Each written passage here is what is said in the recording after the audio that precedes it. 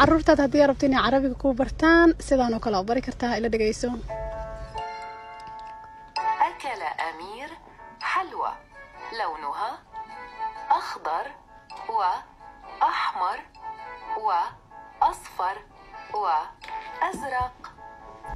abkan magaciisa waxa la dhahaa Nahla iyo Nahil waxa ka helaysaa App Store-ka hadii ugu cusubta hooy homeschool subscribe ina saartaa ilaawin YouTube-ka wax badan aan soo dhigaa carruurta sida wax lagu bari karaa marka muxuu ku wanaagsan yahay Nahla iyo Nahil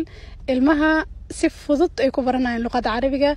qoraal ay ku arkayaan macluumaadyo dhahaysay maqlayaan kadibna sawirkii ka hor muuqday arkayaan marka waa very simple qofkaanan carabi aqoonin xitaa wuu iska fahmi karaa wax laga wado waxay baranayaan kalarada waxay baranayaan sheekooyinka waxay baranayaan wax badan lama soo koobi karo ma sha Allah marka sidaas marka ilmaha wax kugu bartaan maskaxda aad ka kobciso